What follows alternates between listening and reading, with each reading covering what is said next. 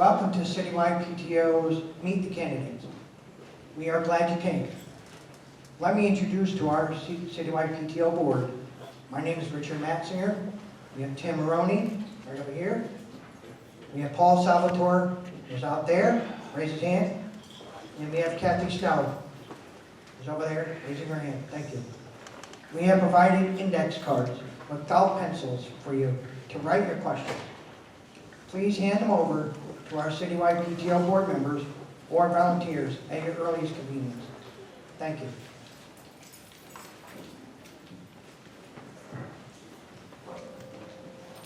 We have just a couple of housekeeping rules.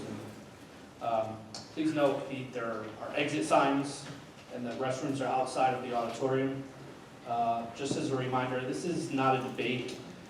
All candidates have been briefed on our rules already. This is the intent of this event to be strictly focused on education in Danbury Public Schools. Kindly stand as the members of Troop 52 Boy Scouts will lead us in the presentation of the Pledge of Allegiance.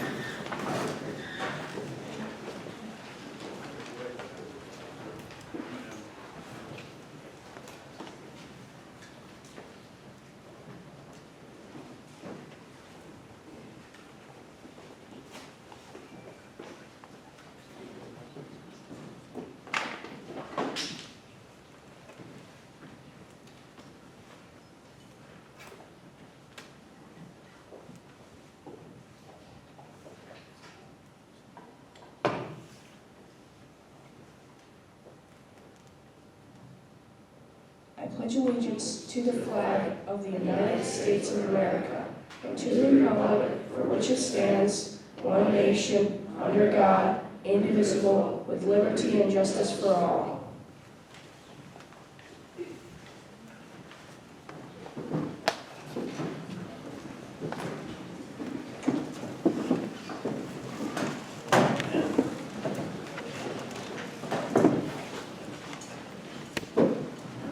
Thank you very much, Troop 52. Wonderful job. To begin, each mayoral candidate will have 2 minutes to introduce themselves, and each board member, Board of Education candidate, will have 1 minute. Let's start with Mayor Mark Button. Oh, excuse me, I'm sorry. We're going to change it around. Let's start with Chris Sotero. Thank you. Not sure if you can hear me. Can you hear me? Yes. My name is Chris Sotero. I'm the Democratic candidate for mayor, and I'd first like to thank the Citywide PTO for sponsoring this forum. It's certainly an opportunity for us to share ideas with the public and with each other. First, I want to say that I'm proud to have been endorsed by the American Federation of Teachers of Connecticut. And strong schools make strong communities by providing opportunity for our children in a workforce that attracts business and economic growth. We need to build a strategic plan for our schools and prioritize the education budget to make sure our students and teachers get what they need. As mayor, I'll work with city leaders to advocate in Hartford for Danbury's fair share of education funding until we get it. I'm an attorney, and every day I advocate, I negotiate, and I work to find solutions. And that's what I'm going to do for the city of Danbury. I'm taking a problem solver's approach to Danbury's issues, calling attention to the issues that have been plaguing our city for the last 18 years, because that's what a mayor is supposed to do. I want to build Danbury up. As a Democratic candidate for mayor, I hope you'll join me in seeking out newer, smarter, inclusive, and more efficient ways to create a school system that our children deserve and that taxpayers can afford. I don't want to be the longest-serving mayor. I want to be the most effective. Thank you. Thank you. Thank you. Your turn, Mr. Mayor.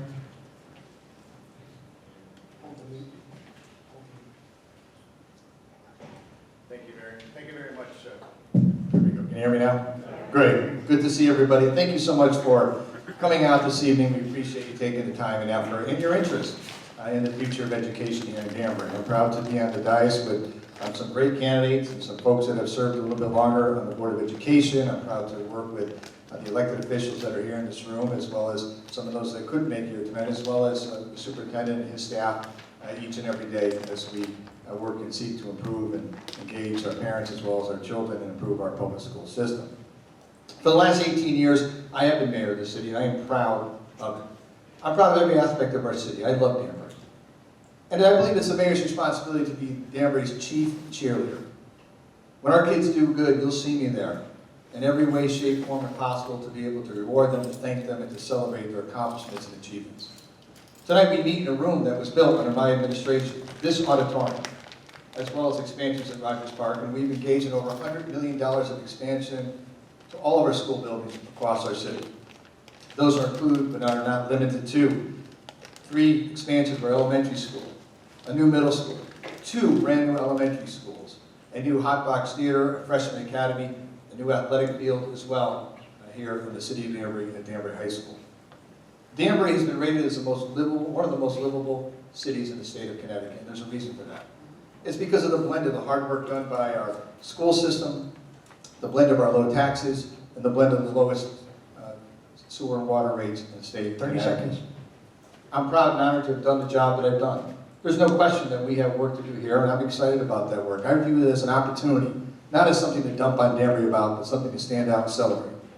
We have 7 schools of distinction in our city, thanks to the great hard work of the staff, and we ought to celebrate that.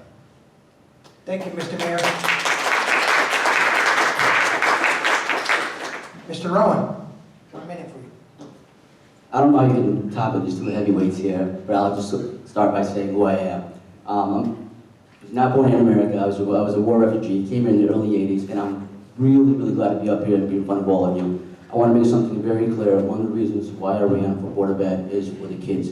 For the teachers in here, I applaud you. Thank you so much for what you've done. Because of your hard work, the graduation rate has increased amongst the minority community. And part of why I want to be a Board of Ed is I want to diversify even a little bit more. I want the teachers and I want our school system to reflect our community, just like with our police force. It's growing in diversity, and I want the school system to reflect that.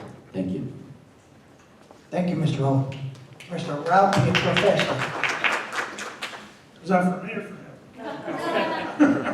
Hey, I'm Ralph Petrofessa. I'm a Republican candidate for the Board of Education, current board member for the last 6 years, former chairperson, former citywide PTO president for 3 years, citywide, Great Plain PTO for 7. One son just graduated Danbury High School, and a daughter in 10th grade. So that's a little bit about me. Just wanted to say that I am definitely committed to the children in this district, and I want to continue to do what we've been doing here in Danbury. Thank you, Mr. Johnston. Hi, I'm Pat Johnston. I am also a member of the Board of Ed presently. I'm the chairman for the last 2 years. I have been a resident of Danbury for quite a long time. I've spent many of the years, actually since Mayor Mark's second term was the first time I ran for office. I was on the zoning commission for 6 years. I was on the planning commission, and I've been on the Board of Education. I've tried to instill in my kids who are both attending Danbury Public Schools right now. And one of the reasons that we moved to Danbury was to attend Danbury High School. And one of the reasons why I ran for the Board of Ed was to help with what I felt was some of the issues that came about. And I've worked diligently over the last 4 years. I'm hoping to come back and continue that work. I know that we have a lot of issues going forward in the school system, and I'm certainly on board to try and do anything I can to help move it forward. So thank you so much. Mr. Brady. Hi, everyone. Thank you to the Citywide PTO for putting this on tonight. So a little bit about me. My name is Joe Britton, and I'm a proud Danbury native. I was born and raised here in Danbury. I attended Danbury Public Schools, graduating from Danbury High School not too long ago. I received my bachelor's down in the Bronx at the College of Mount St. Vincent. And for me, my family has been involved in service to Danbury for quite some time. My mom was an officer in the Shelter Rock PTO while me and my siblings were there. My grandparents owned Angelo's Pizza on South Street. And I'm currently an incumbent member of the Board of Education.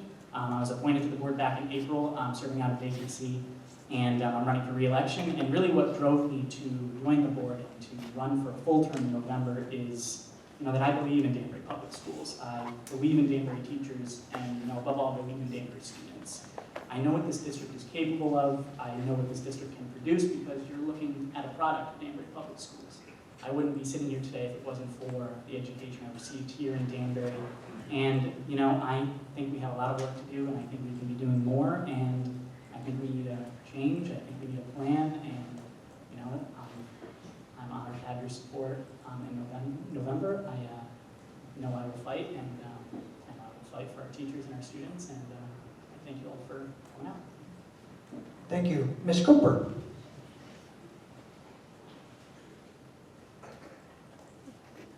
Good evening, everyone. I would like to thank PTO for having this event tonight. My name is Gladys Cooper. I've served on the Danbury Board of Ed for 28 years. I'm currently on the board at this present time. I've been chair of the board. I've served on several committees on the board, and I've served under 5 wonderful superintendents.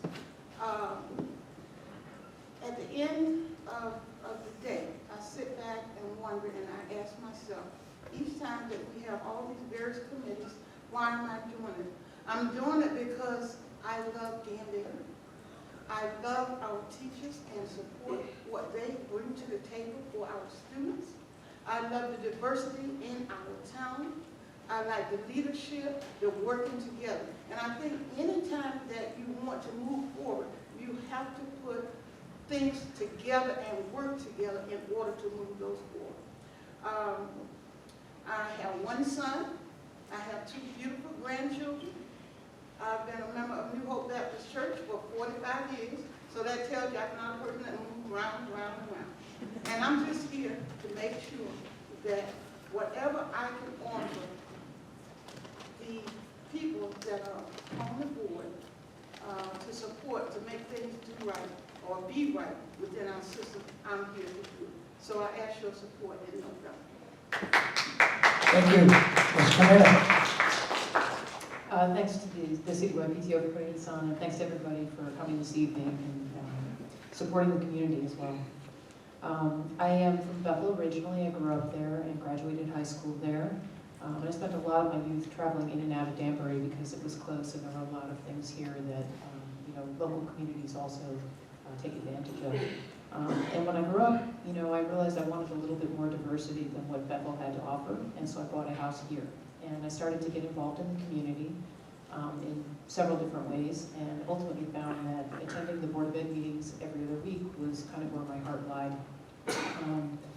I started to attend these meetings because to me, schools are the foundation of community work that needs to be done. It represents where we are as a community and where we're going as a community. We're training our workforce, we're training our future leaders, and whatever effort and investment that we put into the schools is what we are ultimately going to see in the community of Danbury. When a vacancy presented itself in January 2019, I stepped up to fill that vacancy because I believe in the power of public education, and I want that for every student that passes through our doors. So I ask for your support in November. Thank you very much. Mr. I know it sounds a little trite because of the 9th person to speak in a row, but I do want to thank the members of the Citywide PTO for doing this. My wife spent 3 years as the president of PTO at Park Avenue School. I know exactly how hard people who run PTO organizations work. And thank you very much for the effort tonight. My name is Joe Da Silva. I am running for the Board of Education. I'm honored to be on this stage with all of the people in the company. A lifelong Danburian, graduated from Danbury High School. I have bachelor's and master's degrees from Western Connecticut State University, and a law degree from Quinnipiac College in Hamden. I love Connecticut, I love Danbury. My wife and I decided to settle here because I do love Danbury, we both do. My kids are 8 and 10 tomorrow. They're in 2nd and 5th grade, and that's why I decided I wanted to get involved. I love Danbury schools. I got a wonderful education at Danbury schools. We have great teachers and great staff and great administrators, but I think we can do better. I think we need to fight a little harder. I think we need to plan a little better. I think there's some things and challenges that we face, and I think everybody agrees to that. And I think we can be a little more aggressive in how we deal with those, and how we plan for those, and how we deal for the future, so that not only is the education great today, it's great tomorrow. Thank you. Thank you. Great introduction. Thank you. Now we move on to the first question for the mayoral candidates. Mayor Mark and Chris Otero. What has the lobbyist done, or what do you feel they should be doing for our school system? And is it also beneficial to continue to have one in Hartford? Mayor Mark, we're going to start with you. Yes, I do believe it's beneficial for a couple of reasons. One, I just want to be clear that both the Board of Education and the City Council agreed to split the cost of the lobbyists between us. There are 10 cities in the state of Connecticut. All 10 cities have a lobbyist that works for them. And as a former past president of Connecticut Conference of Municipalities, I was elected by other mayors and selected across the state to represent their interests in Hartford. I know how much value a government affairs person can bring to the table. And so it's not a question of either or. There are those who have said, well, if you have a lobbyist, that means the mayor doesn't have to do anything. That's ridiculous. I'm in Hartford just as much as I'm in any other place, Washington included. But the fact of the matter is that you also need somebody that's going to work closely with your legislators to help them understand what the issues are of the moment in the city of Danbury, as well as for them to relay information back to you as it relates to committee work that might be going on. And so in 2016, and actually it wasn't the first time we hired lobbyists, we hired one for the Head Start building way back in the 2000s, but in 2016, when we began planning for the Freshman Academy, we wanted to increase our reimbursement rate. And so Dr. Sell and I thought it was prudent to bring somebody on board, a team on board to help us do that. They worked closely with one of our representatives who really took the lead on this, and that was David Arcani, who said, I'm going to go out and fight for you. And he did, along with our government affairs person. And because of that, they saved the city $11 million in expenditures. And 2 years ago, when we needed a better reimbursement rate for our modular classrooms to be able to accommodate space, the same deal happened. Once again, those two went forward and fought for us and saved the city $180,000. So for the $30,000 investment, $15,000 at each side that we pay to have somebody up there representing our interests, along with the mayor, along with our council people, along with our state reps and state senator, it's a darn good investment.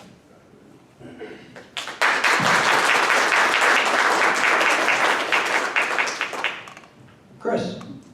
Thank you.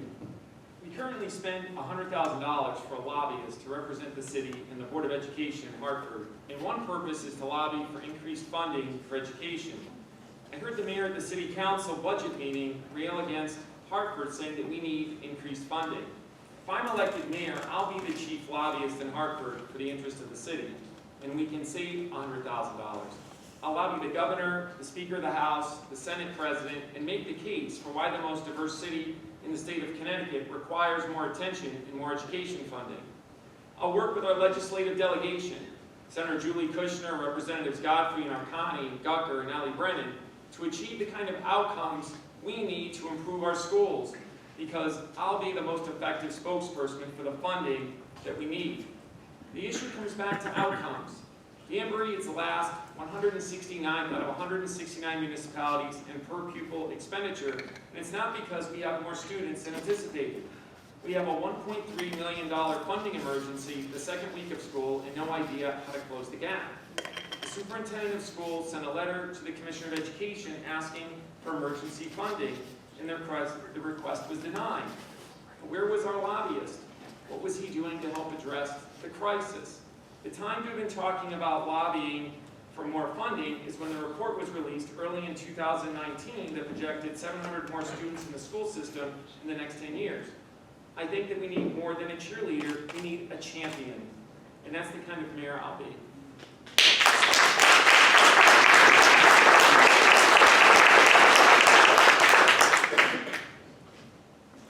Which is it, 30 or 100? Really a debate. So Yeah. we can address that. So we're going to go ahead and move on. Next question is going to be for all the candidates. How do you propose the city addresses the needs of our ever-increasing enrollment? Let's begin this time with Mr. Sotero, then we'll move on to Mayor Boughton, Democratic after that, and going to lastly the Republican Board of Health. The hallmark of this administration has been inaction, and now we're seeing the results. Our schools are bursting at the seams after 18 years of uncontrolled, high-density residential growth. Did no one think that there would be children living in all of those condos? And we need a plan to manage the growth. We need a citywide commission made up of parents, teachers, administrators, and facilities experts to craft a strategic plan for our school infrastructure that takes into account increasing enrollment trends, not for 1 year, but for 20 years. Every few years, there's been a bond issue of $20 million or $50 million for additions to our schools. And I'm not saying that we need another school. What I'm saying is that we need a plan that makes best use of taxpayer dollars, and a strategic plan will help us do that. What was spent the past 10 years on school additions could have paid for another school if it's determined that that's what we needed. It's not just the outcome, it's the process that matters. We need an inclusive process to determine how we can fix these problems, and we need to empower our community to be invested in our schools. The Mayor's 2020 Task Force just met last week, and a request for members from the citywide PTO was put out after 350 students showed up on the first day of school unexpectedly. Crisis management is not the way to improve our schools. 2020 is around the corner. It's time for a change.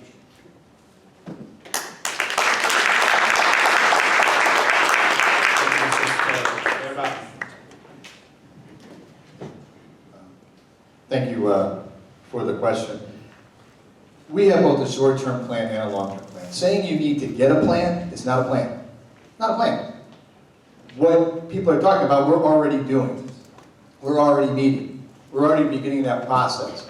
And yes, we did have a significant amount of unexpected students show up at the door. There's no question about that. We've seen a similar problem in the city of Norwalk. Same exact problem. 400 new students showed up there this year as well. So it leads one to believe maybe there's something larger going on here that we're just not aware of, that all of us in terms of the state have to take a look at in terms of why are these children showing up that aren't accounted for in anybody's demographic study. So I think it's important for us to know, if we're going to plan on how to handle this situation and manage it, where did the kids come from? Now my opponents talked a lot about, well, it's from the west side, condos, that's what did it, that's what did it. And that could be farther from the truth. In fact, I spent today developing a heat map. This shows you where the kids are coming from, and I know it's hard for you to see it out there. But if you look at this map, you'll see on the left-hand side, your left, you'll see blue circles. They have Rivington listed on there. 75 students come out of Rivington. And then on the right-hand side of the map, on the east side of 84, you'll see red circles. And the West Street corridor, from roughly Amigos Deli up to City Hall, there are 512 students that come out of that one area. There are 6,000 students that come out on the right-hand side of this map, all basically in the urban core of our neighborhoods. Old line neighborhoods that have been converted to 3- and 4-family homes. There are 450 kids that come out of the west side, including all the neighbors there, as well as all of the new construction. Ladies and gentlemen, the problem that we have is that we have to manage a very difficult situation that many communities are facing today. And we're going to do that. We have a short-term plan to be able to handle those children for next year. But we've got to look beyond next year. We've got to look again to the next 5 to 10 years. And that's really what the 2020 Task Force is charged with doing. It's not just about next year. It's about developing a strategic plan for the time to go on beyond that, to be able to go into multiple years and understand what's happening. But first, we've got to address what's right in front of us. And so this is why we have spent our time pulling our information together to be able to develop that plan. When we do that, we'll execute it, just like we've done before. We'll go to the voters in March, we'll ask for an appropriation, we'll build the buildings, we'll hire the teachers. And let me just say, there's no funding emergency in the city of Danbury. We have already made arrangements with the superintendent last June for special ed funding, as well as this fall, once we knew all these new students were coming in September. We've already planned and we've been able to handle all this.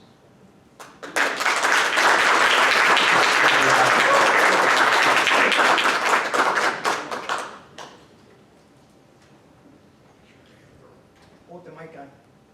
Hold the mute button. Or mute. Is that working? No.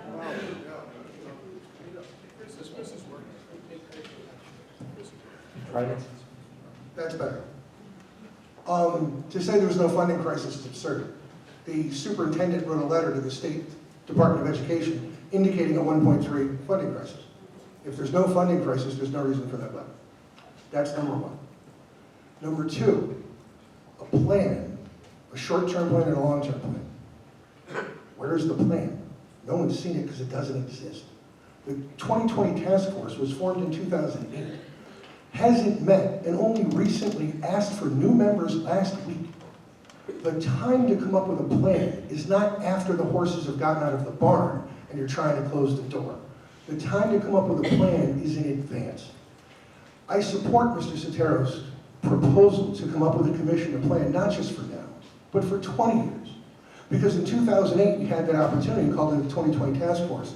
And once they decided we needed to do a bond in addition to Park Avenue and Shelter Rock schools, they stopped meeting, they stopped doing anything, because we've seen nothing since then, obviously. That wasn't, by the way, to be clear, that wasn't enough, because there's portable classrooms in the parking lot at Shelter Rock School, the school we just did in addition to. So obviously that plan fell a little short. We need a comprehensive plan, we need a long-term plan. We don't have one, we haven't had one. That's what we need. That's one of the major reasons why I'm running for the Board of Ed. Because our schools have been crowded, not just this year, but for years. This is not new. It was only made starker this spring, this fall, when 350 extra kids showed up at Danbury High School.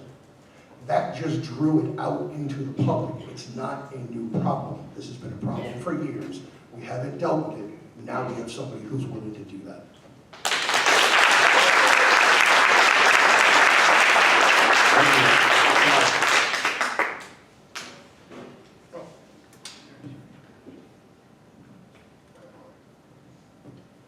Thanks for the question.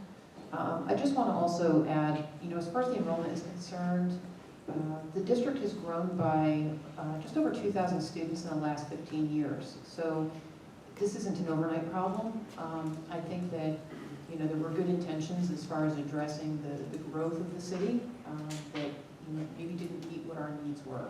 And that's okay, but we do need to have a plan going forward. I think there are some interim steps we need to consider taking. One of those might be the open choice program, which districts voluntarily enroll in, where Danbury's enrollment has been going up. A lot of the neighboring districts and across the state the enrollment numbers have been going down. So basically this program would allow some of our school children to attend school in neighboring districts if that was something that we chose to do as a group. That's a possible interim solution.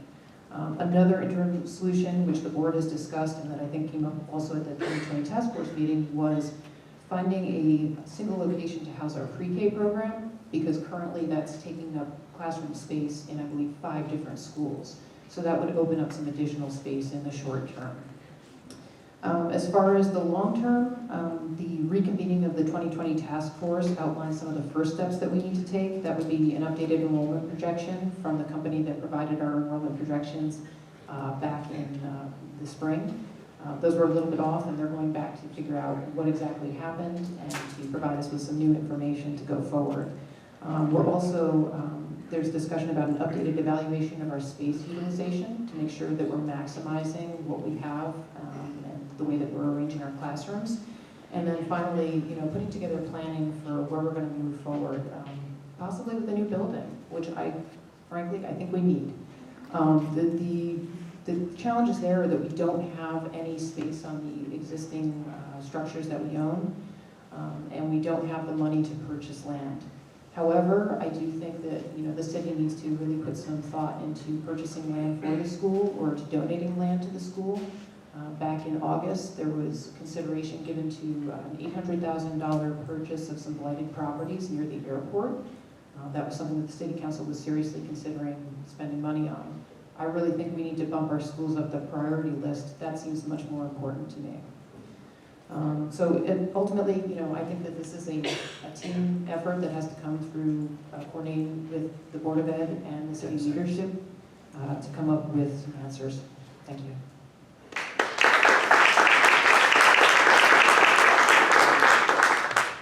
How do we address the increase in enrollment? There's two issues: space and funding. The state and the city both need to allocate more resources to the school.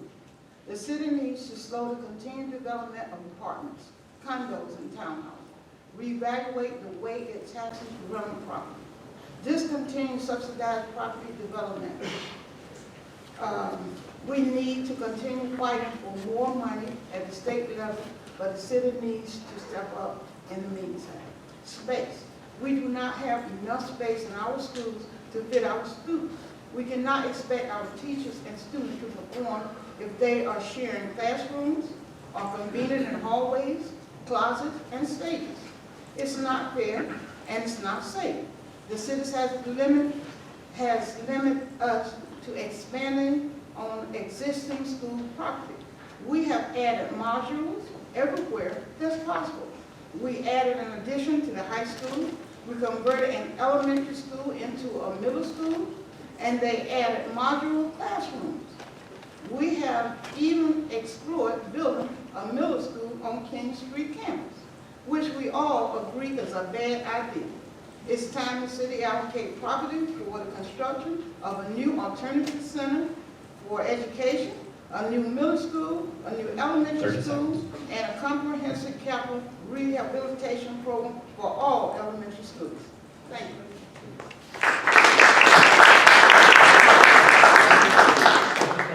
So I'm just going to echo what all of my colleagues have said up until this point, because I feel the same way. I think the planning needs to be better. I think we need to get the community involved. That commission that Chris talked about is a tremendous idea. And these issues, these are not new issues. These have been right in front of us for years, and I can attest to this because they were issues when I was a student in the Danbury public school system. I know what it was like to try and cross through the C stairwell during the lunch waiver over the D bridge. It appears like every time we are building to capacity, not building to the future, and I think that's an issue. And I've also seen firsthand the specials, like the arts, get demoted from a classroom to being put on a stage, to being put on a mobile cart. So I live these issues, and they're not new issues, and I think our planning really needs to be better. We need to just start reinvesting in education, and I just think we need to plan this.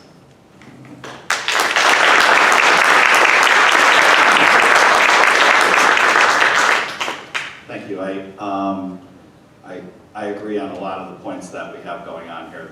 The growth is beyond all of our expectations. There was demographics that were put out, but this goes back a long way. I actually ran for the zoning commission 16 years ago to help curb the proliferation of condominiums in Danbury. I thought it was a problem then that having more and more condos would bring in more and more students that we couldn't afford to let that run away. That's not the problem anymore. The problem is the influx of students now is beyond the demographic plans that we had for years. We've been looking at every single time the line's drawn up, it outweighs it, and this year was immense. We've taken every step that we could to address the issues as they come. We've sat down, as some of the other board members have brought up. We have begun looking into building new schools. It's finding how much property we're going to need to build, how many schools, whether we can afford to do it, and of course to look at the plan for not a quick fix for right now, but for something that's going to lead us out for 15 or 20 years. To build a school that solves the problem for the next 3 years with getting 300 students a year in or more means that we need, if we were to just build schools to solve that problem, we need a school as big as Park Avenue every 2 years. We can't obviously do that, so we need a long-term plan. We've been discussing it with the city, with the mayor, with Dr. Pascarell, and we've looked at it through the architects, and we're trying to come up with a plan and a location, and do that coming up in the next term. So let's hope that we can get everything put together and get some more funding, as was addressed from the state. That's hugely important. Thank you.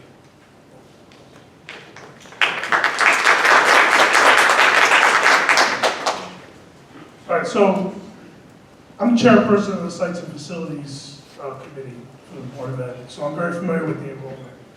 A couple of things. I'm not a person to throw numbers out, but we're we're gonna throw some numbers out. So over the last couple of years, I've been on the board for 6 years, we've been growing 1.5 to 2% a year. This year, I believe it's 6%. So no one can have a plan to allow for that type of growth. But what I can tell you is that as a Census Facilities Chairperson, we meet. We are in constant contact with the city. We're constantly doing studies to find new space utilization, land and sites to build. So to say there's not a plan, I take a little offense to that from my fellow board members, but there is a plan because we're living it every time we have a meeting. So the plan is to find space and develop space or add on and make sure that we get the resources into the buildings that need to get there. But to say that no one can allow for the increase that happened this year, it was an anomaly. And you could say where they're from, people could say comments. I don't know any of that stuff. All I know is that we do have a plan, and it's fluid. It's constantly moving. I mean, enrollment changes, up until November. So it's a little different, with this many people coming in. So to say there's not a plan, I understand why they're saying it, but there is a plan, and we continue to work with the city constantly in studies, constantly. So, and like I said, I'm not going to get into any other numbers, but it's significant growth this year that no one can anticipate.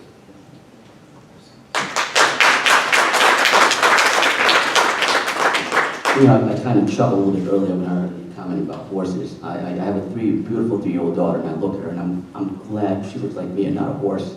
So it's just a reminder that children are not horses, they're human beings, and that's one of the reasons why I'm here. And you want to talk about a comprehensive plan. I drive around, I see the schools around Danbury, and the maintenance has been great with these schools in Danbury. We have new roofs. All the boilers have been replaced. To say that there's not a comprehensive plan is false. There has been a comprehensive plan. I also want to mention that if you look at the numbers, okay, just to give you a little bit of data here. Since 2012, 2013, we have 74.2% in graduation amongst the Hispanic Latino community. That's a 30% increase since 2012 and 2013. We have a graduation rate in the Black community that has increased by 9%, and 7% for students from a low-income household. That was done in the last few years. That was done with working with what we have. You can't just throw money and expect it to solve the problem. The state even told us. They told us to get creative about it. And when they told us to get creative about it, you know what I did? I thought about my time in the military. The time we were short on resources. What do? We get creative. So I sat down with a couple of folks from the Danbury Prospect School.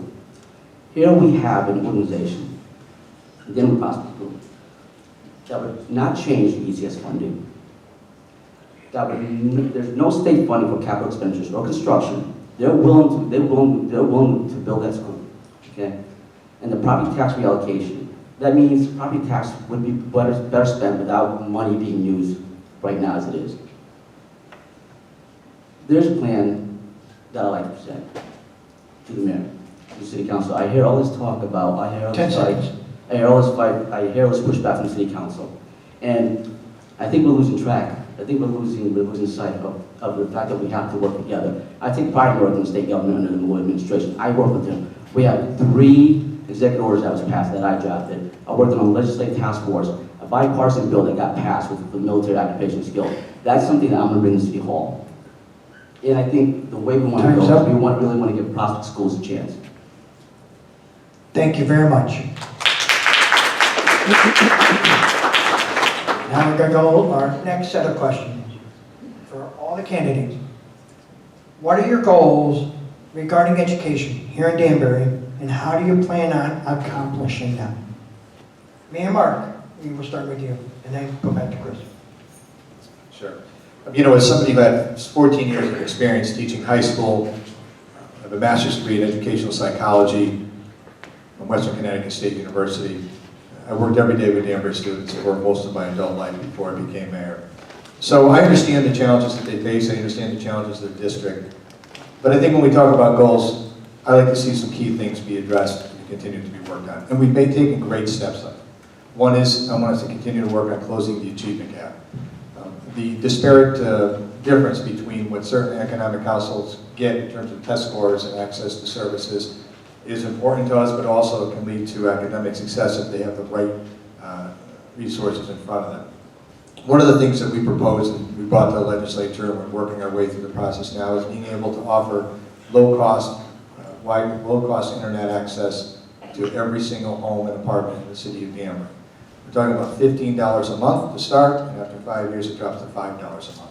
Why are we doing this? Because we want every child to have access to be able to use the cloud, use the internet, to be able to do their work, to do their research, and not be locked out from the technological divide that exists. So I think that's a worthy goal and something that we're going to continue to work on. Obviously, we're going to solve our space issues and continue to build by being creative. We already spoke about maybe possibly using the open choice program. That's certainly something we should be investigating. We talked about potentially creating a single-stop pre-K center so that all of our pre-K operations can operate out of one building, and that will free up about 6 classrooms in our elementary building. That's a good idea. We ought to do that. We ought to talk about being able to utilize some of the schools around us that are being shut down by other communities because they don't have enough enrollment. Entering into a strategic partnership with those communities would be good and beneficial for our taxpayers. We ought to do that. And then we have to look at closing the funding gap that we see here. Everybody talks about the number 169. 30 seconds. I'm going to give you a number. 83%. The taxpayers of the city pay 83% of the bill of funding the education for our children. The state of Connecticut has promised that it should only be 50%. If we were to get that 33%, that would mean about a $40 million increase to our school budget each and every year. 10 seconds. I think that's worthy to fight for.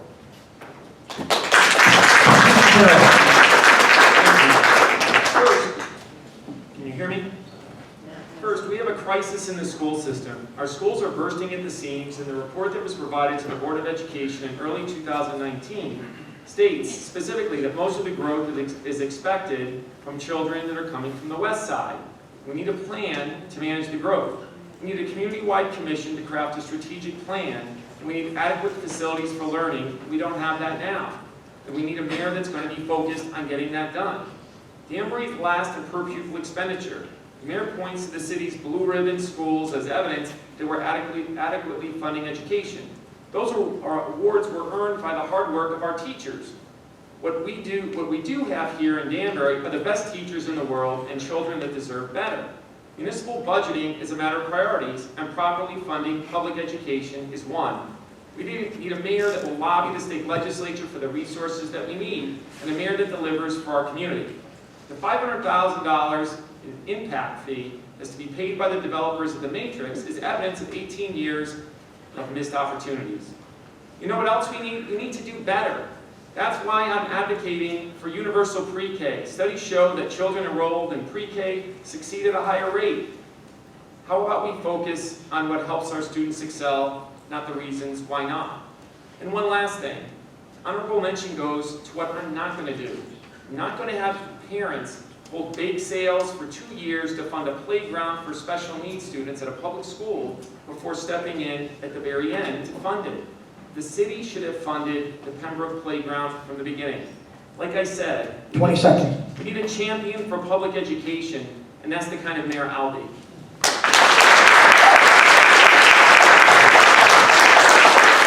Thank you. Mr. Rowan.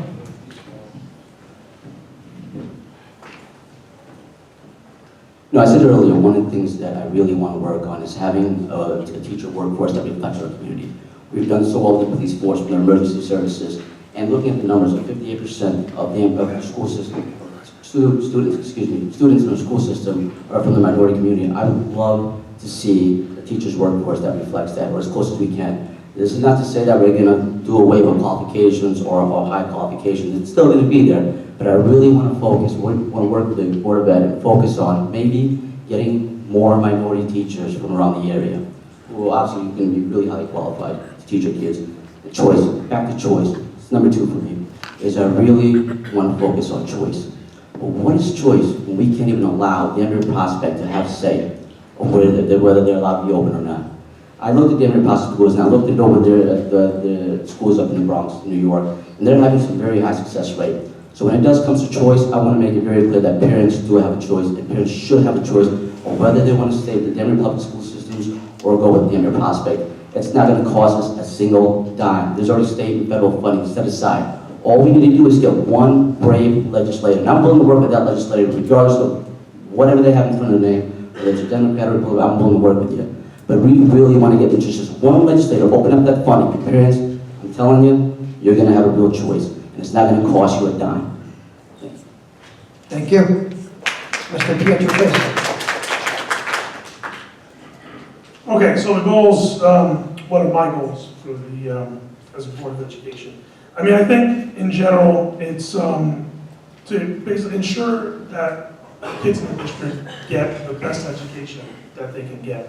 And we do that by, one of the board goals as a whole is to keep teachers in front of students.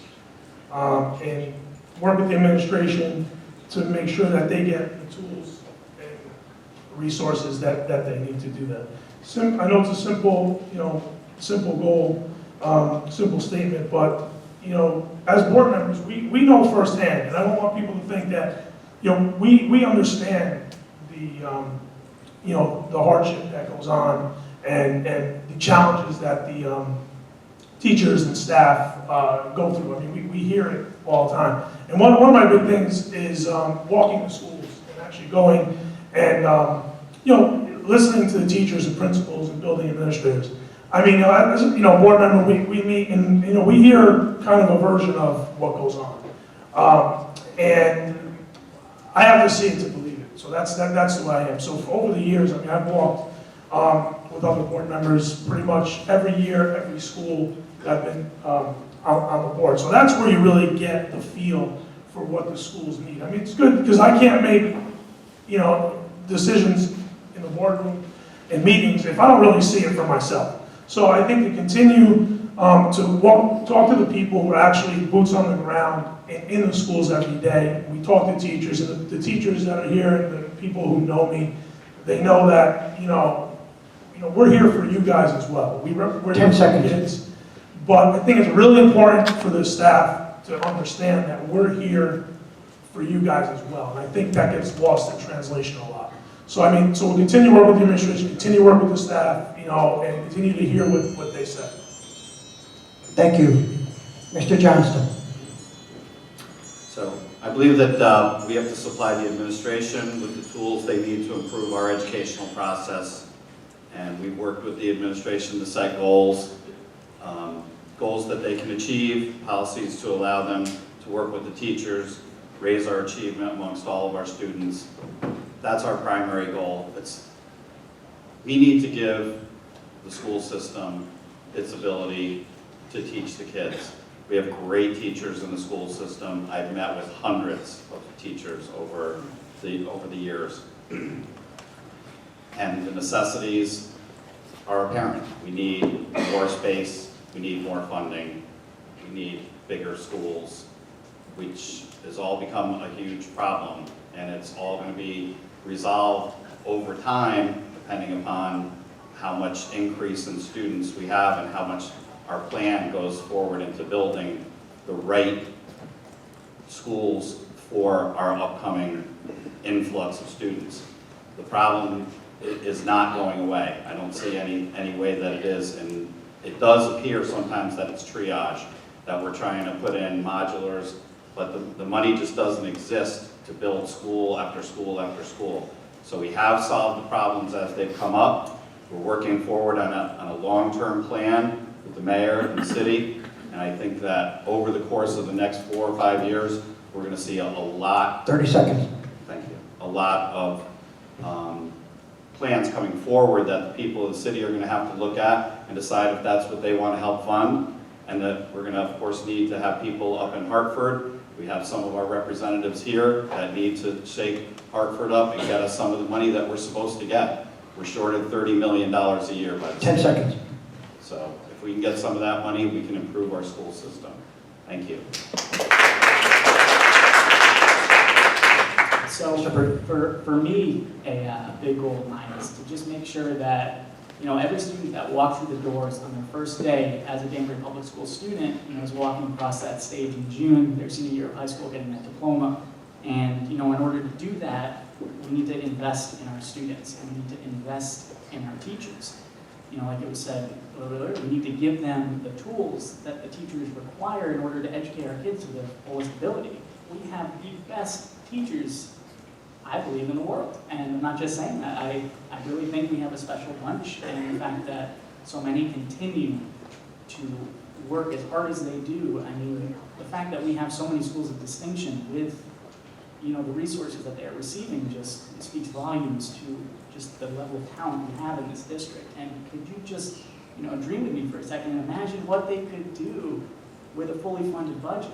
And, I just think that there's so much potential, and if we give our teachers and, the administrators the tools that they require, every year that school board budget that comes forward is not a budget that'll give us some play money in the end to kind of do some things above and beyond. That's a budget that keeps us at line with growth.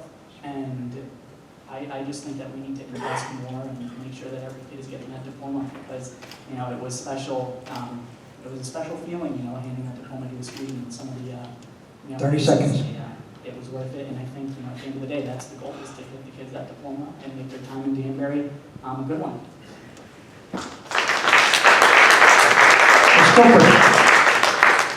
My goal is, if I'm re-elected to the board, I join the Board of Education to ensure an equitable education for all students. Since then, Danbury demographics have changed. My goal have not. I want to ensure that the district does what's right for all students, regardless of their race, gender, or socioeconomic situation. And if I am elected, I will continue to ensure that the district does what is right for, again, all students. I will continue to advocate for more resources, the equitable allocation of those resources, and the proper administration for our district.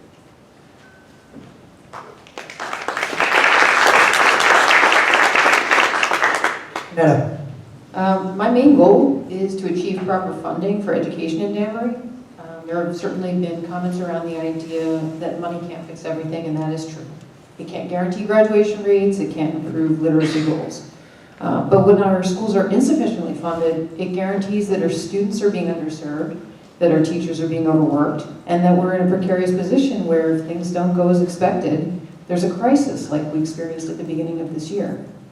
So we need to work with City Council to address the decline in budget appropriations for the schools. In 2009 to 2010 school year, the schools were funded by 55.3% of the total city budget, and the next year the funding dropped to 54.4% of the budget, and that pattern continued to our lowest point, which was in 2014, when the schools were funded by 50.2% of the budget. And those numbers add up. If you were to assume flat funding of 55% of the budget, which is how it had previously been, there's a shortfall of approximately $65 million, which could and should have been spent on education. We also need to press the state to fund our schools appropriately. While other cities and towns are losing students, Danbury's experienced significant enrollment increases and a widening group of students in special education and English language programs. But funding from the state has been relatively static, and even more problematic is that some of this funding, which comes through the Alliance Grant, we receive because we are one of the 33 lowest performing districts in the state. 30 seconds. So we are caught in this cycle where if our performance increases, we risk loss of funding.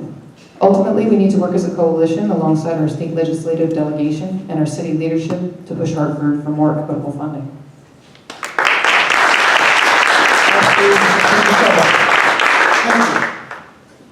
I don't think it's a stretch to say that everybody up here on this dais is concerned with increasing the educational attainment of all Danbury schools and the quality of the Danbury school education in our schools.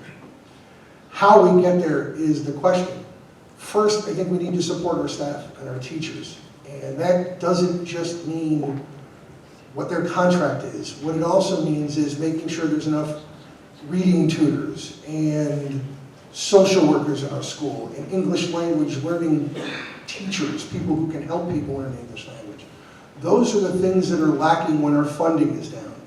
Now, I don't want to beat everybody up with a bunch of statistics and math, but I'm going to anyway. For example, in comparison to Norwalk and Stanford, not good, folks. According to the Connecticut School Finance Project, Danbury gets almost twice as much money per pupil as Stanford and Norwalk, and we spend $5,000 less per student than Stanford and Norwalk. For example, Norwalk got $1,949 per pupil and spends $14,426. Danbury gets $3,275 and spends $89.30. We spend less than all of our peer towns in the state of Connecticut. For example, we spend less than Bristol, Groton, Middletown, Norwalk, Stanford, and Hamden. That's not Greenwich, that's not New Canaan, that's not Darien, that's not 30 seconds. Cornwall. We are shortchanging our students. If we want to increase our educational attainment and the benefits of the education of the city of Danbury, we as a city need to step up to the plate. And it is not the fault of the state of Connecticut. Could they give us more? Yes. Did they give us more? Yes. This year, Danbury got over $5 million more in the biennium budget than 10 originally seconds. proposed by the governor. This goes back to the city of Danbury. We need to step up to the plate. Thank you all very much.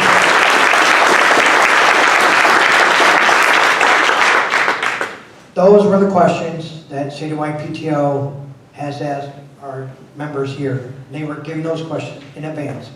Now, we passed out index cards with golf pencils, and I hope, a lot of you wrote questions, and they were filtered out, a lot of them same questions. And I have the questions here. And I'm going to read them off. Hopefully the penmanship is good. For the mayors, just the two mayors.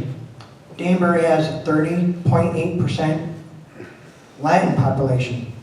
Danbury is home to many mixed status families.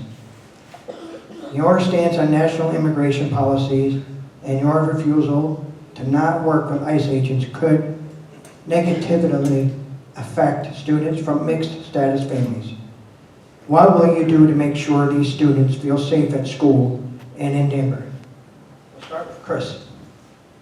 Yeah, what I said at the debate last week was that I would not deputize the police department to go in an unmarked van to pick up day laborers to then have the city be defended in a civil rights suit where the city ended up having to pay hundreds of thousands of dollars of taxpayer money to settle that litigation. And so, I believe that we should respect diversity.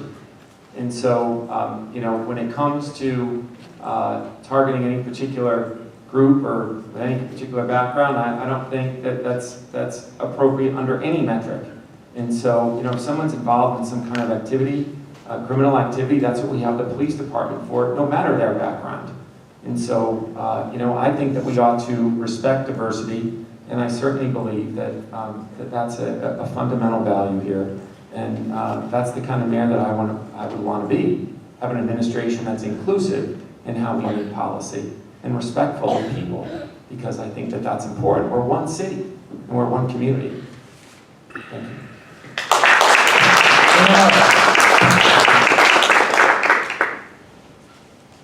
Let me just say that when you stand up in front of this community and you put your hand out, raise your right hand, take the oath of office, you agree to enforce the laws of the state of Connecticut, United States of America, and of course our local ordinances. You don't get to choose which one you like or don't like.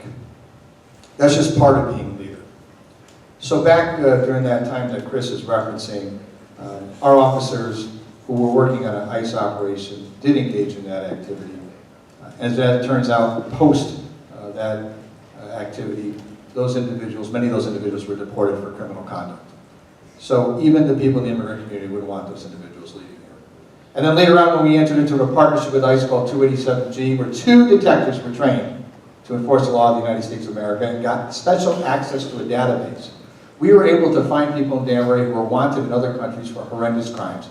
We had one individual who was picked up in Danbury who was wanted for being a serial murderer in Eastern Europe. He is gone because he don't belong in our community. And it's not fun, but sometimes you have to do those kinds of things. That's what a leader does. Now, in terms of looking at, well, what happens now? The state of Connecticut has passed something called the Trust Act. The Trust Act is very specific about how our police officers can interact with ICE on a day-to-day basis. And we follow the law with the Trust Act as well. That's why I raised my right hand and take the oath of office, to follow all of the laws of the state of Connecticut, and to ensure that our departments do as well. So I think that families can feel comfortable also because of the Supreme Court decision called Plyler versus Doe. And in that, we're not allowed, our Board of Ed and the intake folks at Osmer Street are not allowed to ask whether somebody's here legally or illegally. And I don't know if I want to live in a city that does do that. You show up with a backpack, a pencil, 30 seconds. a ruler, and you want an education, we have a moral obligation to give you an education, to put you on the path to success. And I'm proud and honored to be able to do that. And by the way, I did that as a teacher. I taught English as a second language for 5 years. I worked with kids from all over the world. Made them, I think, better people, although it depends if you ask them. But the point is, those 10 kids seconds. left Danbury High School speaking English, and I was darn proud of them. Thank you. Okay, this next question is for all the candidates. We're going to start with Mayor Mark first after this. Okay, I am a senior at Danbury High School. I have a dream to minimize Danbury High School's carbon footprint. Many schools have already participated in this type of project.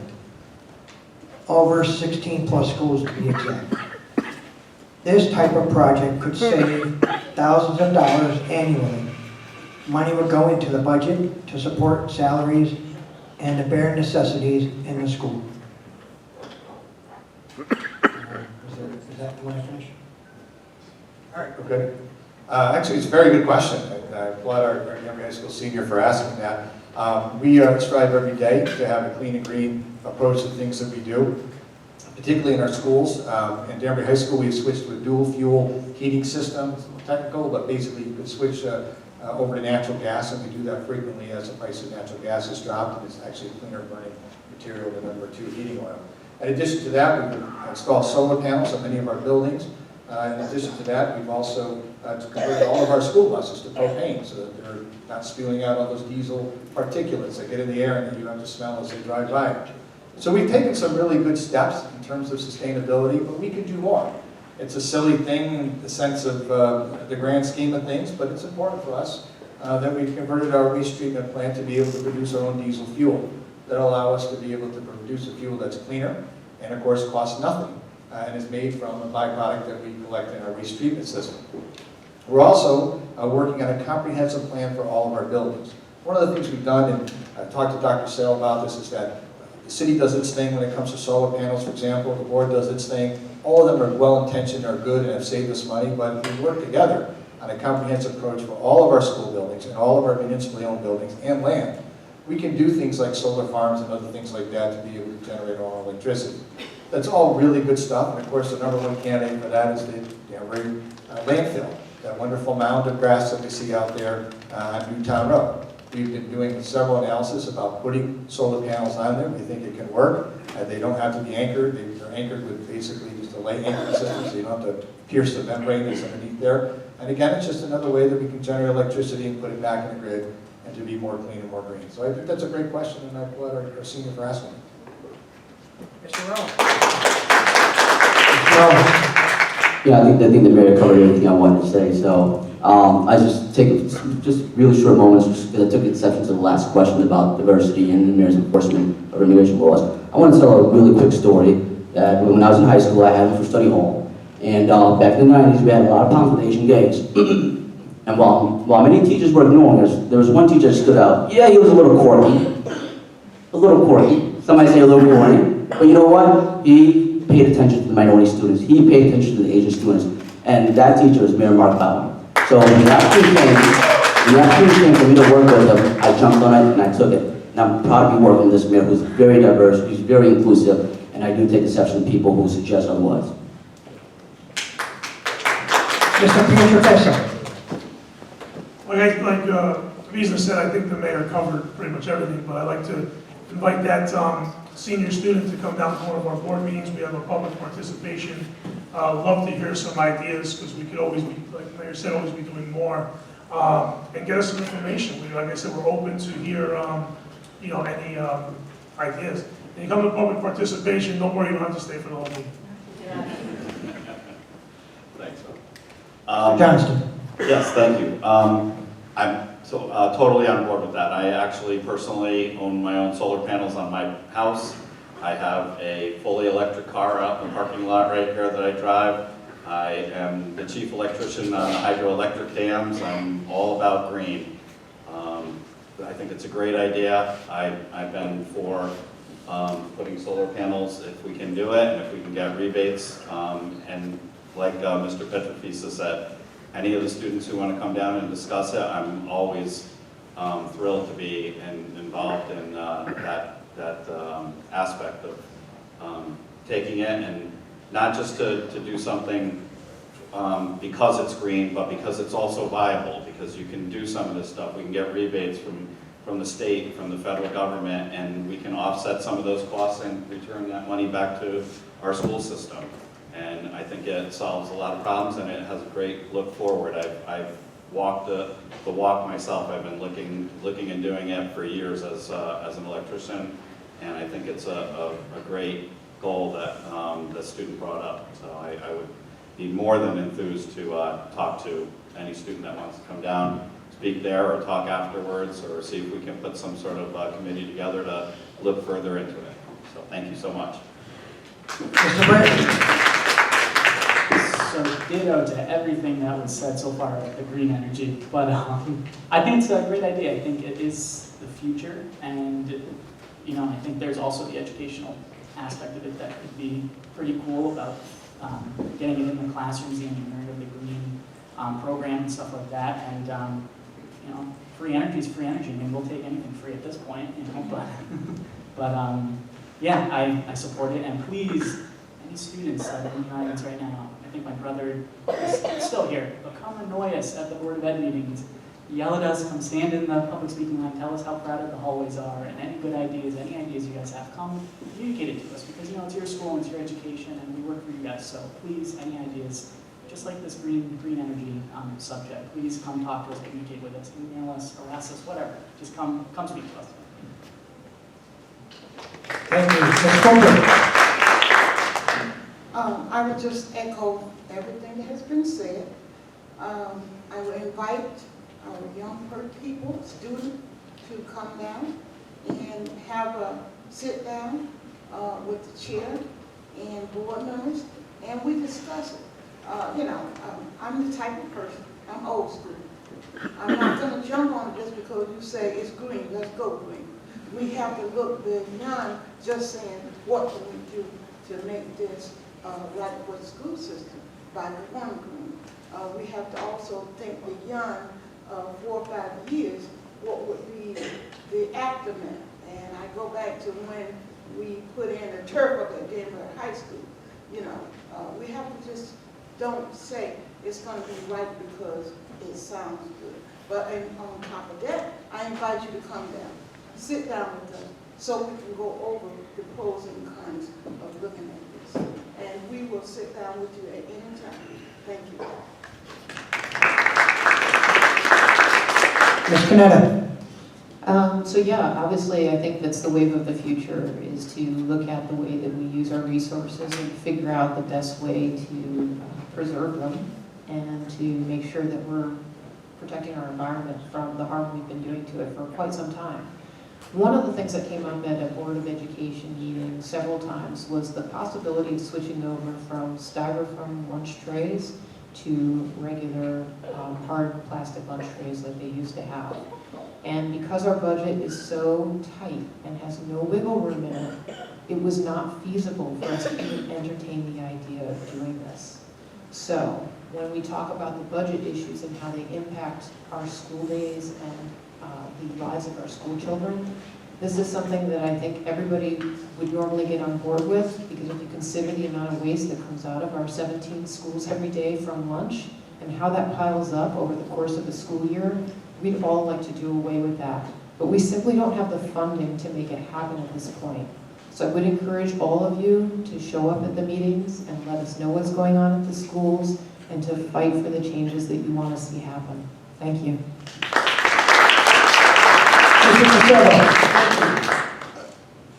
Reducing the carbon footprint of any school is obviously a great idea.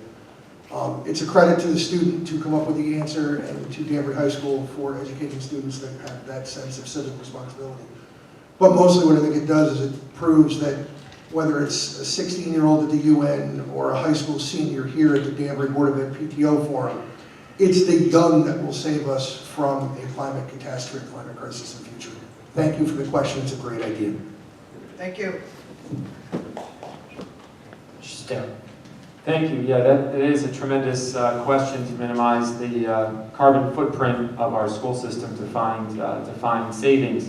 You know, I think it's a matter of commitment to the process and to the premise, because it's a matter of technology. I was a member of our city council when the landfill closed and the membrane was put over the landfill, and so you know, even back then there were discussions about how to harness the landfill itself to find different ways to produce energy of one type or another. And so I think it's just having a commitment to the technology that's constantly evolving so that we can in fact find those kinds of savings and that we can improve the carbon footprint. So I mean, that's a great question. I'm glad to hear that there's even an application with regard to the school buses, because one of the threats obviously to the environment is emissions. And so the more traffic and congestion that we have in the city, the more likely it is that we're going to have a bigger threat from emissions. And so I think that it's a good idea that the vehicles also take advantage of that technology,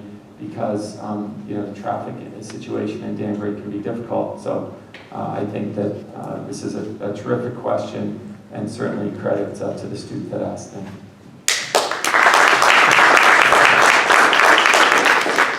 Okay, thank you. Next question is going to be, with our current DPS focus on equity in our schools, what funding would keep such a project sustainable? Mr. Stare, we're going to start with you. Could you repeat the question, please? Sure. With current DPS focus on equity in our schools, what funding would keep such a project sustainable? I mean, you know, I've got to, I can't hear you. No, that's okay. All right, Mr. You hear me now? Yeah. Okay. With the current Danbury Public School System, focus on equity in our schools, what funding would you keep such a sustainable project?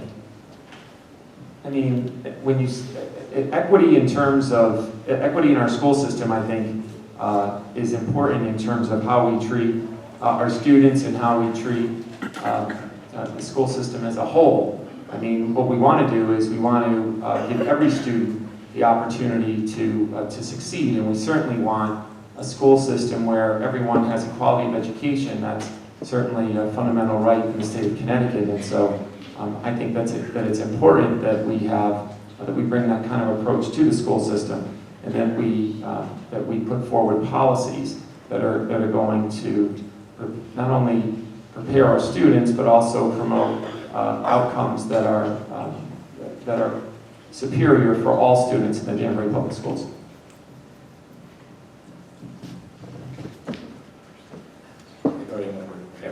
Okay. I think that in any way that we can support equitable outcomes for all of our district is a good thing. If you're talking in terms of how individuals treat one another, and assuming that each child in every school in the district has access to a quality education, then I think that it's important that we make sure that our resources are balanced appropriately. I think Dr. Sal and the board do a good job at that, making sure that children have access to the specific needs that they may have in terms of their education. I'll also say that there's also another word that's used out there a lot. It's called adequacy. And it's a little bit different than equity, because equity simply refers to keeping all things equal. But really the question you ought to be asking yourselves, are we doing everything that is adequate for our children and for our parents?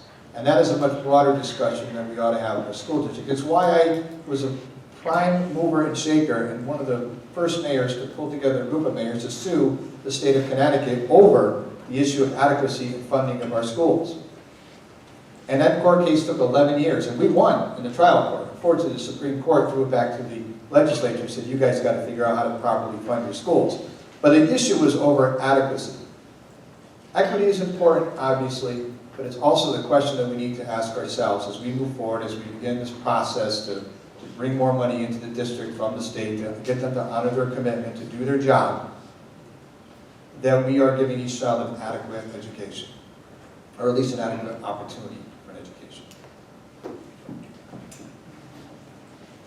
Thank you, Mayor Brown. Mr. De Silva. Thank you. Equity is equal is everybody gets the same thing. Equity is gets more a matter of what they need. So if I stand and look over a fence, you don't give the person next to me no box to stand on if they're 5'5". You give them a box so they can get to the same level that I'm looking over the fence at. That's equity. Equity is about a matter of fairness. Equity is about giving people the resources they need. That's a function in our system of, for example, making sure we have social workers, making sure we have teachers for kids who are English language learners, making sure we have the right resources for all of our children to have the opportunity to excel, the opportunity to learn. Without those resources, we deny them the opportunity. That's a function of all of our funding. That's a function, now don't get me wrong, could we get more money into the state of Connecticut? Of course, I'd love to get more money in the state of Connecticut. If I'm on the Board of Education, rest assured I will be screaming at the top of my lungs for more money from the state of Connecticut. That said, that's not the only source of funding, and that's not really where we're falling down right now. As I said before, the city of Danbury trails every peer community in the state of Connecticut in education funding. We're not doing our job. Connecticut School Finance Project estimates an average. We spend $4,000 less per student than the state average. I hate to break the news to you. That's not a badge of honor. I'm not proud of that. I don't think that's good. I don't think being dead last in education funding is good. I don't think it's a badge of honor. I don't think it's something we should wave from the rooftops. I don't think it leads to equity or equitable outcomes or equitable offer or access to our kids. That's what we have to do. We have to work on our funding. It won't happen overnight. We're not going to solve the problem next year. It's a problem that took a long time to get here. It's a problem that will take time to solve. But if we don't recognize it's a problem, we'll never solve it.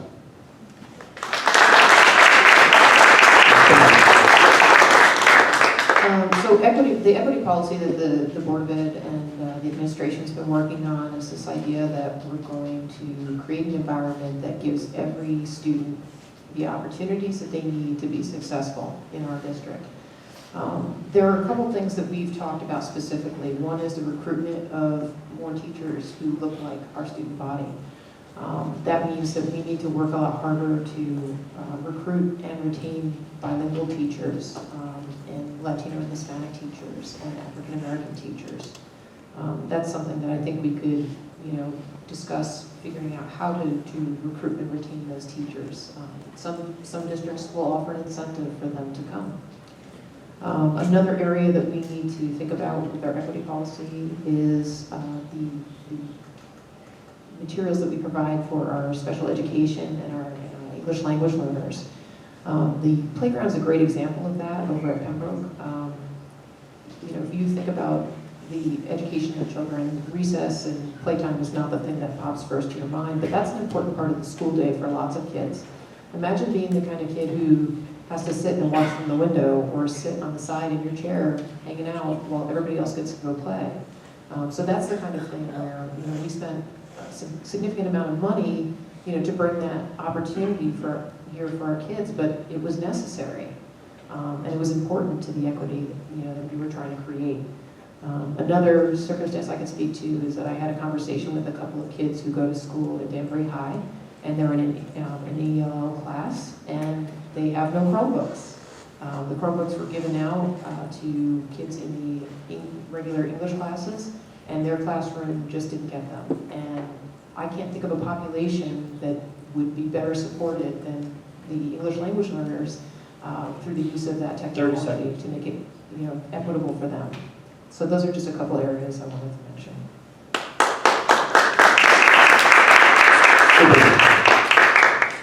Equitable. I think that we have talked about this at several board meetings, and I think that we all believe that in order to move our students forward, they all must have the same tools. And how we go about doing that is when our administration brings things to us that we can put forth and move forward to make sure that things are in the classroom, the teachers have what they need to help make the students move forward. So I truly believe that as a group, that we can work together in discussing what we need to help make this board a great board, our students, great students, but we have to do it together. So every student needs the tools that they need to help move them forward, 100%. It doesn't matter where you come from as to whether we decide what you need. And sometimes we need some of our students to step up and say, well, I'm not happy with this, and someone else can look into it for that student. But, students are students, and sometimes they don't like to, how do you say it, bump something. They just want to leave it and be silent about it. But I think these are things that, the board, the superintendent, and his staff can sit down and talk about how do we make this happen to move things forward, to make sure that all students and our students get what they need to move forward.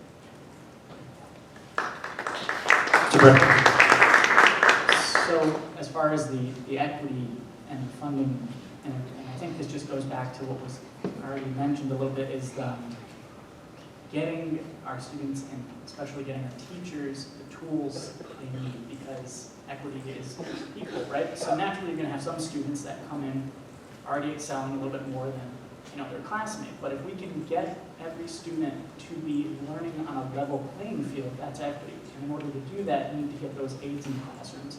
You need those tutors. You need those, for the English language learner students. You need more teachers. You need more aides. You need more support and more tools in that toolbox for our teachers.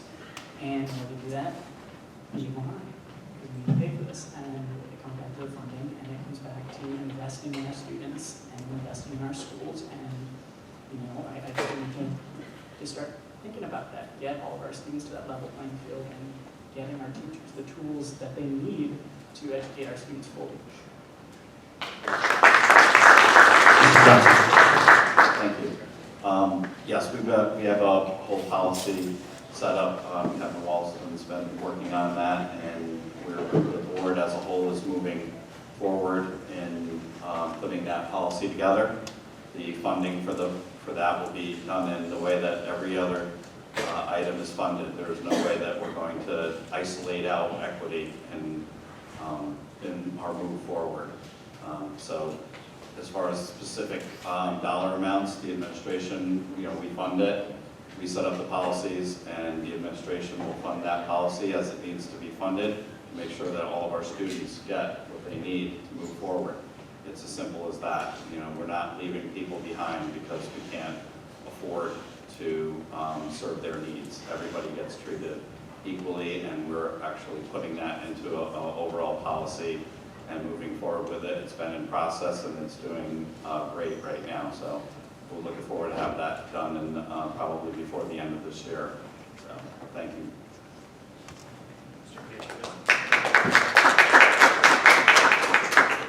I agree with all my fellow board members. That's something that we've been working on. I thank Mr. Walson, he's in the back, he took charge on that. And one of the things we've done is, and I mentioned earlier, was we engaged the feedback of the people, staff in the buildings. And I go back to that because it's very important, because they know what's going on firsthand. So we've done that, and just to echo what the rest of the board said, we're constantly working on that. And I'm going to say funding because everybody else said funding. I think there were some key phrases that were said earlier that really rang with me, and equity, adequacy, and opportunity. I think all of those goes hand in hand. So I look at this from a different spectrum because I'm fairly new to this. I'm not too familiar with equity policy, but I look at this from the perspective of a parent. And having someone who's going to enter the school system very, very soon, because she's 3 years old, and next thing you know, she's going to be 16, 17, 18. When you talk about equity, I also want to look at choices. I want to look at choices, because choices are going to present opportunities for parents. So I want to give parents those choices to decide what other options we have for our kids to go to school. You know, and as you guys spoke, I said earlier, some of the options that are out there are not, it's not gonna cost you anything. So we wanna talk about equity. I also wanna mention opportunity. And we gotta leave those options open. Thank you. Thank you. Thank you, everybody. Now, we have 3 questions left. The next 2 questions are for Mayor Mark and Chris, and then the rest of the Board of Ed candidates. So this one, we're going to start with Mr. Sotero. Only Mr. Sotero. Please elaborate on your plan to provide pre-K in Danbury. How will this be funded? Yeah, I've indicated that I think that pre-K is important and that it would give our students a real leg up. The studies show that for every dollar spent in pre-K that we get $5 back. And so in the end, it's a significant investment that gives our students a real leg up because they perform better through school if they have the opportunity for pre-K. Pre-K would be funded through the state of Connecticut, and so when I talk about being a mayor that's going to go lobby the legislature, work collaboratively with our delegation, with Julie Kushner and the state representatives, Bob Godfrey, Arcani, Representative Arcani, Ken Gucker, and Rahaveli Brennan. That's what I'm talking about, right? So that we can have a legislative agenda to try to move our city forward and our educational opportunities in the city of Danbury. And one of those, I believe, ought to be universal pre-K.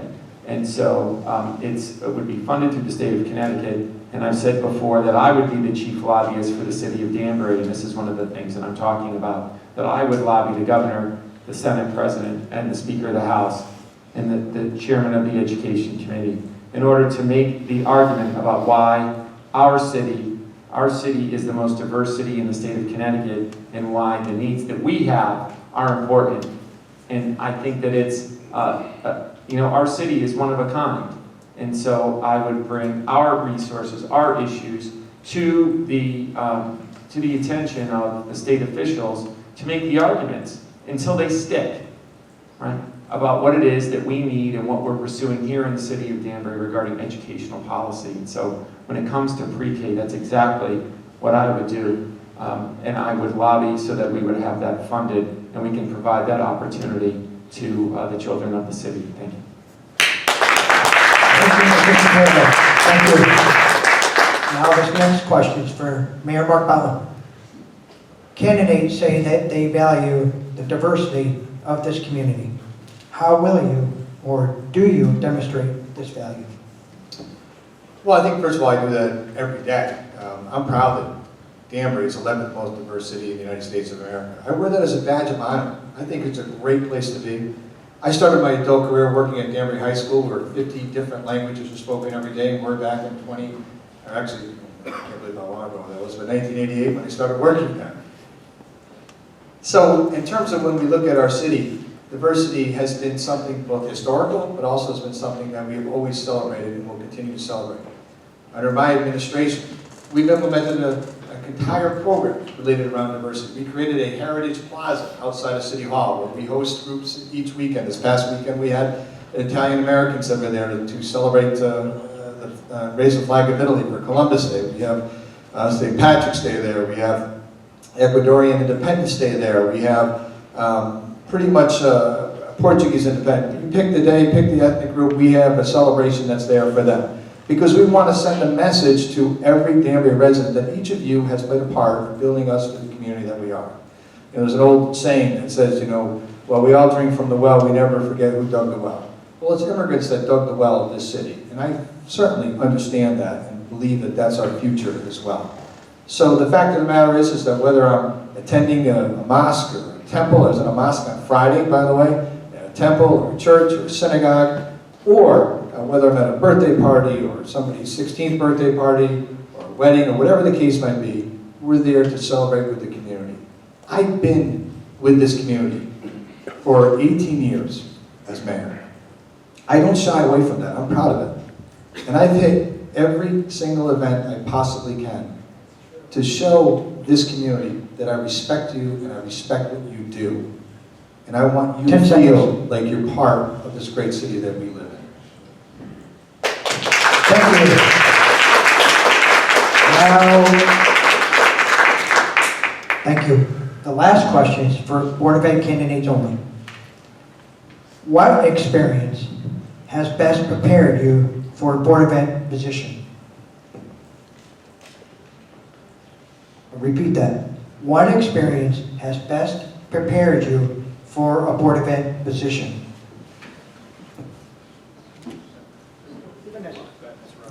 You know, thank you. I'll go first. I have a couple.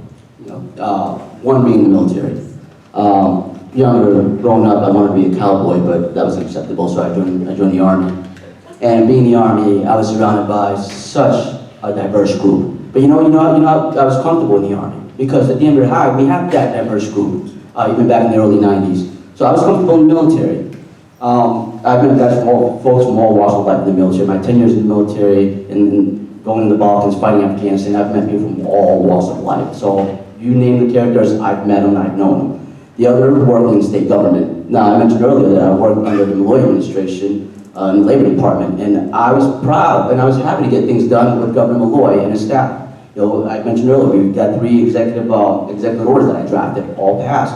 The legislative task force that I worked on, bipartisan legislative task force, we passed that. It was bipartisan support. I helped draft the law, and we got passed. So my experience is working with diverse, 30 seconds. being in a diverse culture, in a diverse community, and working in state government shows you that I can work on both sides of the aisle. There's a time to campaign, and there's a time for propaganda and rhetoric. But once that's done, you work. You get down and work. And what I love to see our state legislators sometimes work a little more, get more engaged. Work with, it doesn't matter what DR, it doesn't matter. Once the campaign season is done, get to working. And I have that experience.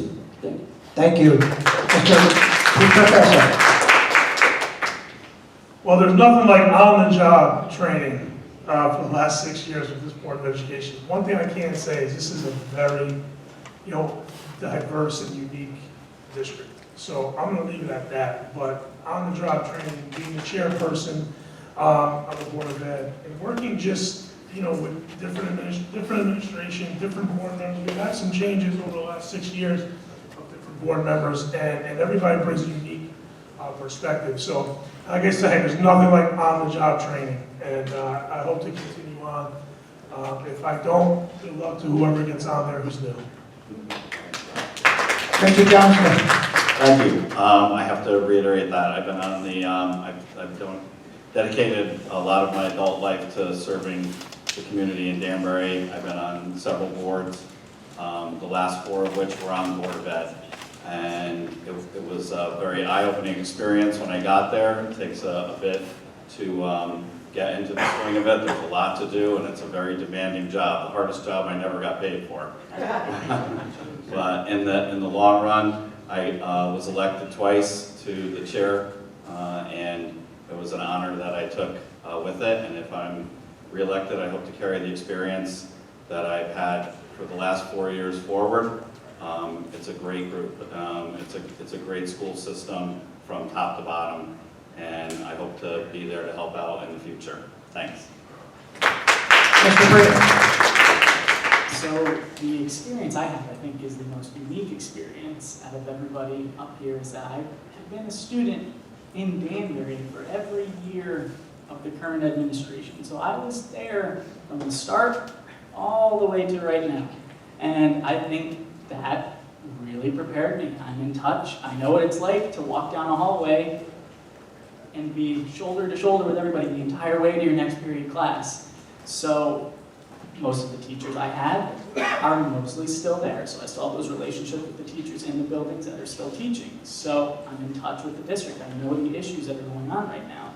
And that's an experience that I think is valuable, and that's an experience that I bring to the board, and I hope to continue to bring to the board if I'm re-elected next month. So thank you. Thank you, Ms. Cooper. After serving on this board for 28 years, and before I was elected in 1991, I came to Danbury, and I got involved in my church and my community.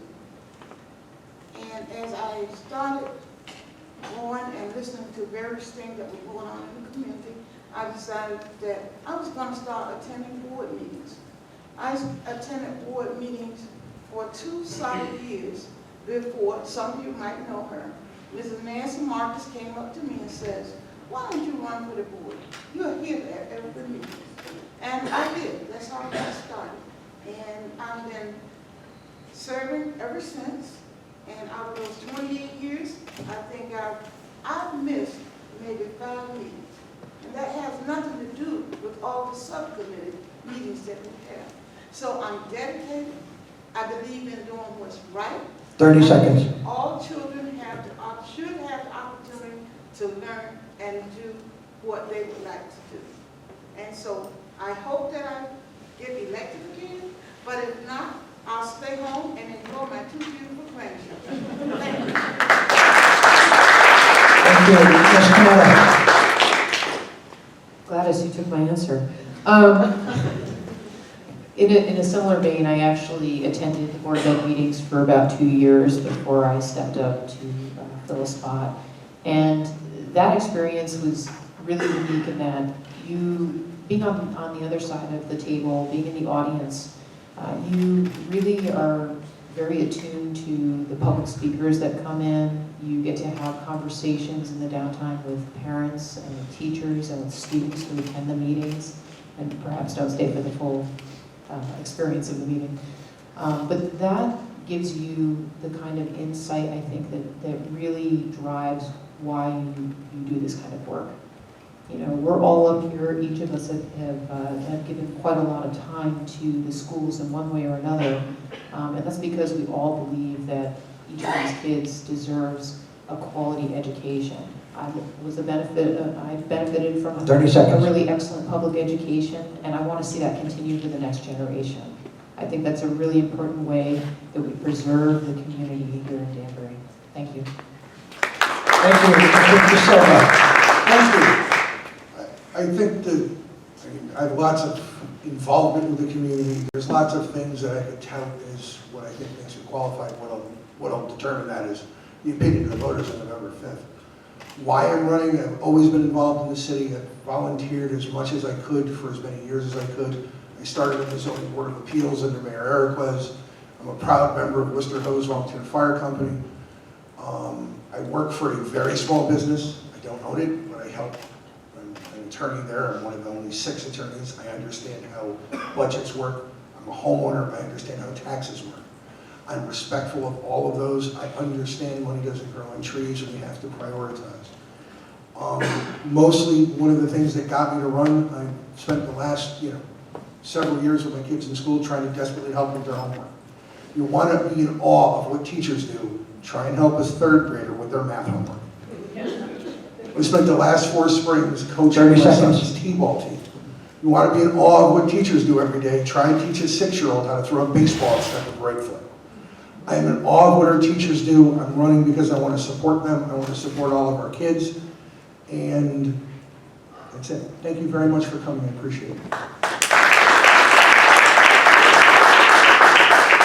Okay, thank you very much. Now, since we have so much time left, I think we're going to do 1-minute closing for each candidate. I think that's fair. And then I have my closings, and then we can go home.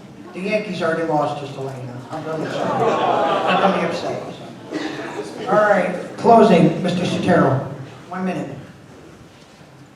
I want to first thank the citywide PTO for sponsoring this and for all of you for coming out to hear us tonight. I think it's important that we exchange ideas, and this was a great opportunity.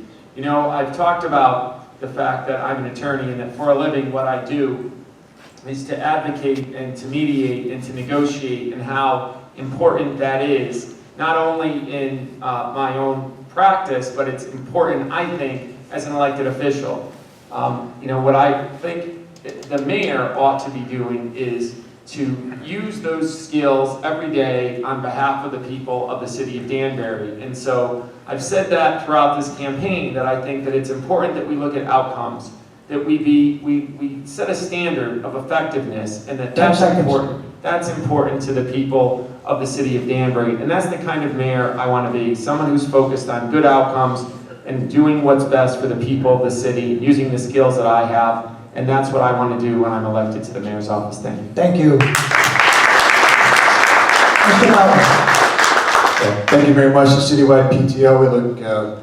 We appreciate the time that you spent here, and of course for our moderators, you guys were great, so congratulations. It's not easy doing what you do. Ladies and gentlemen, as I said before, and I'll say it again, I have been proud to be your mayor for 18 years. I've seen tremendous growth in this city. I've worked closely with the board, with Dr. Sal, and with the entire team to make sure that we deliver a quality educational experience to our students. But it's more than just that.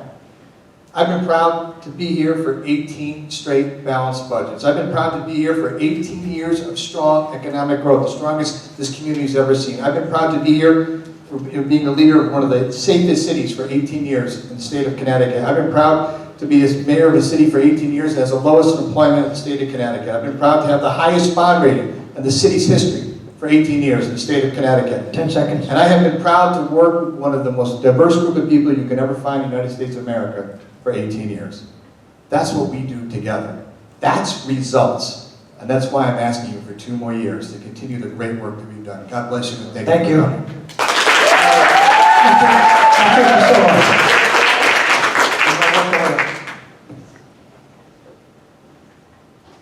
Thank you. Is that working? Okay. I thought I kind of just closed a second ago, but very briefly, my political idol has always been my dad. My dad spent 17 years in the Danbury City Council. And if there's one thing he taught me, is that the rule for any elected official in any office should be to put the city first, your party second, yourself last.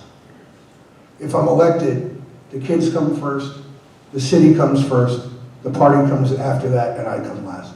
That's what a public servant does. They put the people they're elected to serve first. That's my commitment. Thank you. Mr. Mayor. I just want to say thank you again for organizing this. I appreciate the opportunity.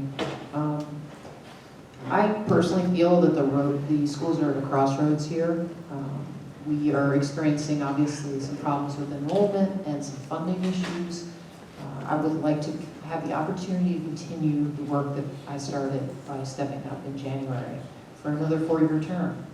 And whether or not I'm elected, I intend to be at those meetings, and I intend to continue participating in this process. I think it's really important that we do everything we can to support our school kids. Thank you. Thank you. Ms. Cooper. Finally, I would like to say thank you again for putting this program together for tonight, so we can have this great discussion. And again, if I am elected, again, I will do my best to serve everyone that went to vote and voted for me. I'm about doing what's right for everyone, and I believe our kids and our students are a product of that. Danbury is a beautiful place to live. We have wonderful people, we have a diverse community, and I just love it. I didn't like it when I got on the bus in 1970 when I came here, but Danbury grew on me. So I'm here to stay. It grew on me, and it wasn't the most friendliest place. 10 seconds. But I'm here to do what's right and serve those people that believe that I'm in a position to help. So please, thank you again. Thank you. Mr. Britton. So the Danbury Public School District is an amazing school district, and it did a lot for me. It did a lot for my family, did a lot for my friends, people I know, and the reason why I'm running for the board is I want to give back. And you know, I want to be a good Board of Ed member. I think our kids deserve it, our teachers deserve it, and if I'm elected next month, I promise you that I'm going to give everything I can give and put the kids first, and you know, put our teachers first, put the district first, and just make sure we get those kids onto a level playing field and get this district moving forward, because our children are the future, and I want to make sure that we are educating them to their fullest potential. So, thank you. Thank you. Mr. Johnston. Thank you so much for putting this on. You guys did a great job, as always. I would appreciate the opportunity to move forward. I've enjoyed my time on board. It's a difficult job. It's a great job, and it's rewarding despite the difficulties. And I have 2 kids in the school system, and I wouldn't want them anywhere else despite the issues that we have. and I'd ask that you guys vote for me, give me a chance to finish up what we already started. We are moving in the right direction, overcoming a lot of problems, and the school system that I have nothing but admiration for the administration, the teachers, all the staff that puts all this together 10 seconds. on the shoestring that we run it on. So I appreciate that. Thank you. Thank you, Mr. Community Professor. Yeah, and I'm not gonna guarantee we're gonna get more funding, if I'm reelected and all this stuff. But I can guarantee one thing, people that know me, party politics aside, I've always done what's best for the board and best for the school district and best for the kids. So I stand by that, party politics aside. Sometimes, it's difficult when we're making decisions, but at the end of the day, I always can guarantee that I will do what's best for the school district. And vote for Ralph. Thank you.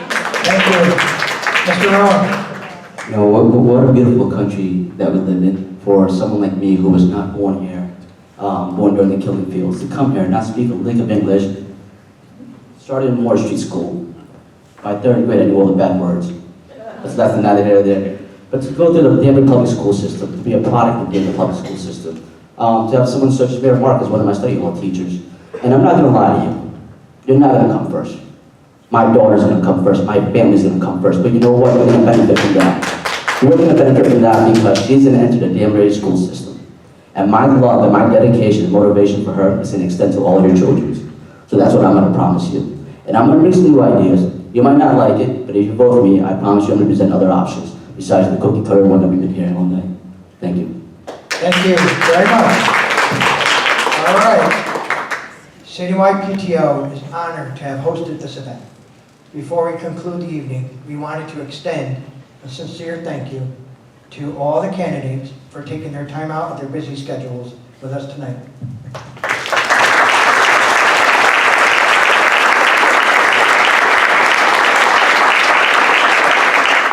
Next, a thank you to our audience for joining us this evening.